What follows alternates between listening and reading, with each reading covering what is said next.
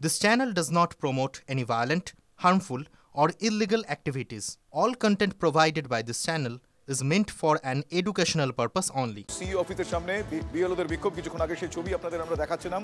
Enumeration form জমা শেষ হওয়ার পরেও একের পর এক নির্দেশিকা কমিশনের তরফ থেকে আসছে। ঠিক এই বিষয়টার প্রতিবাদ জানিয়ে তারা বিক্ষোভে সামিল হয়েছেন বিএলও অধিকার রক্ষা মঞ্চের সদস্যরা। রাস্তায় বসে পড়ে তারা বিক্ষোভ দেখাচ্ছেন, ব্যারিকেড ভাঙার চেষ্টা, এসআইআর এর সময়সীমা বাড়ানোর দাবি করছেন তারা। এই মুহূর্তে সেখানে আমার সহকর্মী সুজয় রয়েছেন, আমি সরাসরি চলে যাব সেখানে। সুজয়, জানতে চাইবো যে এই মুহূর্তে পরিস্থিতি কি? বিএলও অ্যাপ ত্রুটিপূর্ণ, তারা এই অভিযোগও করেছেন। কি অভিযোগ এবং আজকে তাদের মূলত কোন কোন দাবি, কতটা অনড় তারা এই মুহূর্তে?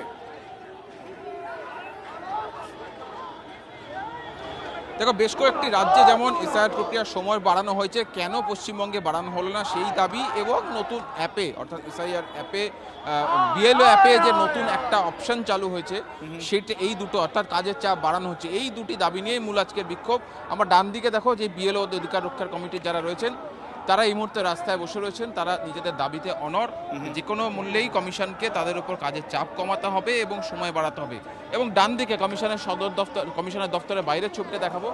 একদিকে দ্বিস্তরীয় ব্যারিকেড এবং প্রচুর সংখ্যক পুলিশ কর্মীরা রয়েছেন, এবং আমরা দেখলাম কিছু সময় আগে বিএলও অধিকার রক্ষার কমিটির যারা সদস্য তারা কার্যত এই ব্যারিকেডে টপকে যাওয়ার চেষ্টা করেন। ব্যারিকেড ধরে ধস্তাধস্তি ধাক্কাধাক্কি চলতে থাকে, বচসা চলতে থাকে, অর্থাৎ তারা যে কোনো মূল্যে কমিশনের দপ্তরে ঢোকার চেষ্টা করেন। পুলিশের তরফ থেকে সব রকম ভাবে বাধা দেওয়া হয়, তাদেরকে আউটে প্রবেশ করতে দেওয়া হয় না।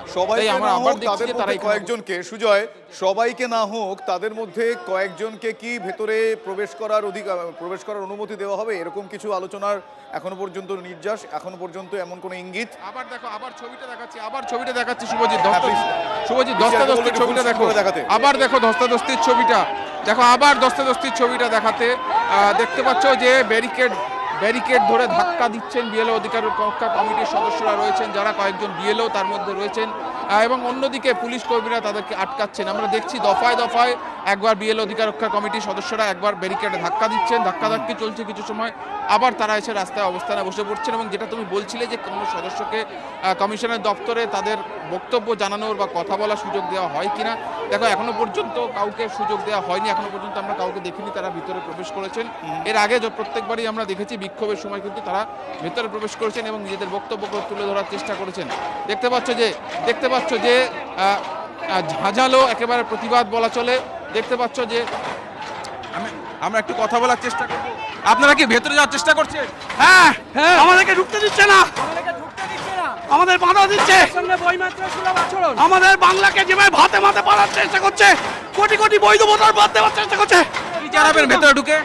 আমাদের দাবি হবে বিএলও যারা মারা গেছে তাদের পরিবারকে আর্থিক ক্ষতিপূরণ দিতে হবে, বিএলও যারা অসুস্থ তাদের চিকিৎসার দায়ভার নিতে হবে, অবিলম্বে এসআইআর এর সময়সীমা বাড়াতে হবে, বাংলাকে বঞ্চনা করে সংবিধানকে হাতিয়ার করে সংবিধানের হত্যা, এটা আমরা মানছি না, মানবো না।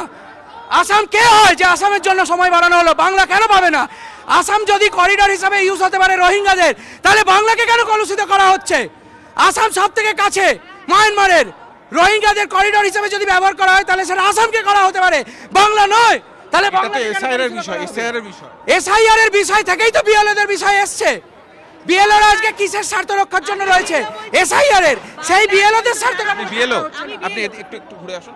আমি একজন বিএলও বলছি। আমাদের প্রথম যখন বলা হয়েছিল ডিস্ট্রিবিউশন আর কালেকশনটাই ডিউটি, কোনো রকম গাইডলাইন ছাড়া আমাদেরকে পরের পর কাজ দেওয়া হয়েছে। আমরা রাষ্ট্রের দায়িত্ব নিয়েছি, আমরা কাজ করার চেষ্টা করেছি, কিন্তু বারবার দেখছি বাংলার উন্নয়নের সঙ্গে তাল মেলাতে না পেরে বিজেপির সঙ্গে কৌশল করে বাংলার বৈধ ভোটারদের তাদেরকে বাংলা থেকে তাদের ভোটাধিকার কেড়ে নেওয়ার জন্য এই যে চক্রান্ত, তার বিরুদ্ধে আজকে শিক্ষক সমাজ আমরা রাস্তায় নেমেছি। আমরা আমাদের দাবি জানাতে চাই কিভাবে একদিনের মধ্যে প্রায় 300 বৈধ ভোটারকে ওনারা বলছেন যে ডকুমেন্টস না দিলে তাদেরকে আমাদেরকে দিয়ে বিএলওদেরকে দিয়ে তাদের নাম কাটাতে হবে। তারপর আমরা আমাদের ফিল্ডে ফিরবো কি করে? যে সমস্ত বৈধ ভোটার রয়েছে তাদের যদি আমরা উইদাউট ডকুমেন্ট একদিনের মধ্যে তাদের বৈধতা কেড়ে নিই, তারপরে আমরা তাদের হিয়ারিং এর নোটিশ যদি দিতে যাই, ওই পাড়ায় গেলে আমাদের বৈধ ভোটাররা যাদের 2002 সালে নাম আছে, আমরা নিজেরা তাদের ফর্ম ফিল আপ করেছি, তাদের ফর্ম আপলোড করেছি, সেই তাদেরকে যদি আমরা কালকে নাগরিকত্ব কেড়ে নেওয়ার জন্য আমরাই তাদের নোটিশ জারি করি, সেই পাড়ায় আমরা তো মার খাবো। নির্বাচন কমিশন আমাদের সেই নিরাপত্তা দিয়েছে, তার মধ্যে নিরাপত্তার অভাব, একদম নিরাপত্তার অভাব। কেন এই অবৈধ কাজগুলো? কেন রাষ্ট্রের আমরা একজন নাগরিক, আমরা সচেতন নাগরিক, আমরা শিক্ষক সমাজ, আমরা যারা মানুষ গড়ার সঙ্গে সমাজ গড়ার দায়িত্ব নিয়েছি, সেই সমাজ গড়ার কারিগরদের দিয়ে কেন এই অবৈধ কাজ করানো হচ্ছে? তাই আমাদের এই আন্দোলন। কেন আমাদের আর্তনাদ শুনছে না? কেন আমাদের এত সহকর্মীদের হারাতে হচ্ছে? কেন এতজন অসুস্থ হচ্ছে? যারা মারা গেছে তারা এখনো ক্ষতিপূরণ পায়নি। ক্ষতিপূরণ দেব বলেছে।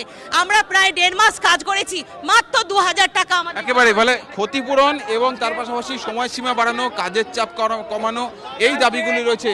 আমি ছবিটা দেখাতে বলবো আমার সহকর্মী সুদীপ গুসাইদকে বলবো যে আবার ছবিটা দেখাতে, যারা রয়েছেন অবস্থান বিক্ষোভে সামিল রয়েছেন তাদের সঙ্গে আমরা একটু কথা বলি। দিদি,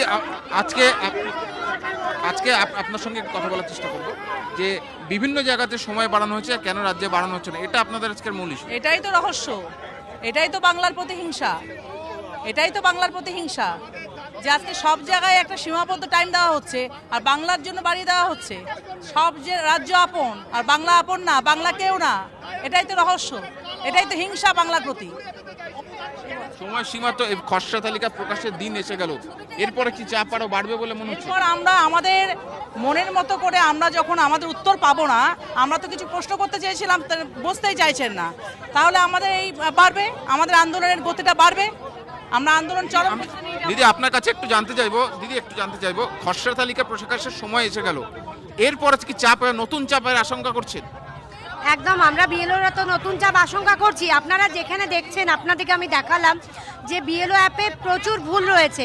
এরপর কোনো কারণবশত ইসিআই এর জন্য যদি কারুর নাম ড্রাফট রোলে না আসে, তাহলে কিন্তু পুরো চাপটাই বিএলওর উপর চলে আসবে।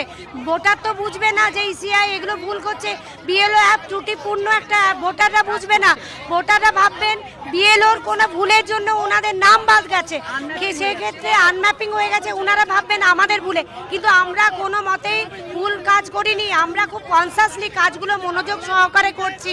কিন্তু বিএলও অ্যাপ কিভাবে এই অ্যাপটা নতুন চাপ বাড়ার আশঙ্কা, খসড়া তালিকা প্রকাশ হলে আরও একজন রয়েছেন বিএলও, একটু কথা বলার চেষ্টা করব। খসড়া তালিকা প্রকাশ হওয়ার সময় এসে গেল, নতুন চাপ বাড়বে নাকি? দেখুন, কাল 11 তারিখ ছিল, আমাদের কাছ থেকে বিএলও যে মিটিংয়ের রেজুলেশন জমা নেওয়ার পরে হঠাৎ রাত্রে থেকে আমরা একটা নতুন অপশান দেখতে পেলাম, 450 জনের ডকুমেন্টসকে আমাদেরকে ভেরিফিকেশন করতে বলছে। সময় মাত্র একদিন, দিন এইভাবে আমাদের উপর চাপ সৃষ্টি করা হচ্ছে। আবার আজ সকাল থেকে দিয়েছে যে ফটো ডুপ্লিকেট অপশান আমাদেরকে চেক করতে বলছে। তাহলে আমরা এত কাজ মুখ বুঝে সহ্য করেছি, আর কতদিন? অন্যান্য রাজ্যে যেভাবে সময়সীমা বাড়ানো হয়েছে, বাংলাতে কেন সময়সীমা বাড়ানো হলো না? বাংলা কি অন্যায় করলো? বাংলার বিএলওদের কি জ্ঞানেশ, মানে নির্বাচন কমিশনের কি শত্রু? আমরা কি ক্ষতি করেছি নির্বাচন কমিশনের? অন্যান্য বিএলওরা সুন্দরভাবে তারা সময় পাচ্ছে, আমাদেরকে কেন সময় দেওয়া হচ্ছে না? এই জন্য আমরা আমাদের একেবারেই মানে অর্থাৎ বিএলও অধিকার রক্ষা কমিটির বক্তব্য, বাংলাকে ইচ্ছাকৃত বঞ্চনা শিকার এবং একই সঙ্গে বাংলার যারা বিএলও রয়েছে, বাংলার যারা ভোটার রয়েছে, তাদেরকে একটা এমন পরিস্থিতির মধ্যে ঠেলে দেওয়া হচ্ছে যাতে তারা দুশ্চিন্তায় ভুগছেন, বিএলওরা দুশ্চিন্তায় ভুগছেন এবং সাধারণ ভোটার যারা তারা দুশ্চিন্তায় ভুগছেন। এবং সেই কারণেই তারা আজকে রয়েছেন বিক্ষোভ, তাদের বিক্ষোভ যেটা কর্মসূচি, সেই বিক্ষোভ কর্মসূচি এখনও অব্যাহত রয়েছে। আমরা বেশ কিছুক্ষণ ধরে দেখছি, বেশ কয়েকবার তারা ব্যারিকেড ভেঙে ঢোকার চেষ্টা করছেন এবং পুলিশের তরফ থেকে তাদেরকে আটকে দেওয়ার, তারা যাতে কেউ প্রবেশ করতে না পারে সেই চেষ্টা করা হচ্ছে। এবং যথেষ্ট সংখ্যক পুলিশকর্মী রয়েছে, ব্যারিকেড একেবারে আমরা দেখতে পাচ্ছি ডাবল লেয়ার অর্থাৎ দ্বিস্তরীয় ব্যারিকেড রয়েছে যাতে কোনোভাবে কেউ প্রবেশ করতে না পারে। এখনও পর্যন্ত কমিশনের তরফ থেকে কারোর সঙ্গে দেখা করা বা কথা বলা বা তাদের যে দাবি দাওয়াগুলি রয়েছে সেই দাবি দাওয়াগুলি শোনার ব্যাপারে কোনো রকম কোনো আশ্বাস দেয়নি। ছবিটা দেখো যে আবার কয়েকজন বিএলও আমরা দেখছি আবার কিন্তু ব্যারিকেড তারা ভেঙে ঢোকার চেষ্টা করছেন এবং সজোরে ব্যারিকেড ভেঙে তারা এগিয়ে যেতে চাইছেন। রীতিমতো ধাক্কাধাক্কি হচ্ছে, সেখানে ধাক্কাধাক্কি হচ্ছে বিএলওদের সঙ্গে পুলিশের। এই মুহূর্তে দেখছেন সেই ছবি সিইও দপ্তরের সামনে, পরপর 3টে আলাদা আলাদা ছবি আপনাদের দেখাচ্ছি। এই মুহূর্তে ফুল স্ক্রিন করে দেখাচ্ছি যে ছবি, এই মুহূর্তে 3টে আলাদা আলাদা উইন্ডো, কলকাতা, আসানসোল এবং বীরভূমের ছবি। বিএলওদের বিক্ষোভ, তাদের বেশ কিছু দাবি দাওয়া নিয়ে তারা এই বিক্ষোভ, সময়সীমা বাড়ানোর জন্য তারা আবেদন করছেন। কিন্তু এই মুহূর্তে এই বিক্ষোভ যথেষ্টই ধুন্ধুমার পরিস্থিতির আকার নিয়েছে। সেই ছবি আরও একবার দেখালাম আপনাদের।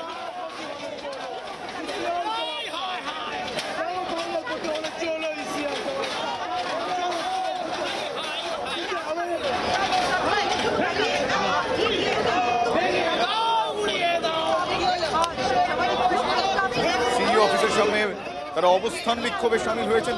মাঝে মধ্যে আবার এই দৃশ্য দেখতে পাওয়া যাচ্ছে, তারা ওই গার্ড রেল, ওই ব্যারিকেড ভেঙে এগিয়ে যাওয়ার চেষ্টা করছেন। সেই ব্যারিকেডের সঙ্গে ব্যারিকেডে তারা রীতিমতো ধাক্কা দিচ্ছেন। ওই ব্যারিকেডে সেই ছবি আপনারা দেখছেন। সিও দফতরের সামনে এই মুহূর্তে ধুমধুমার পরিস্থিতি।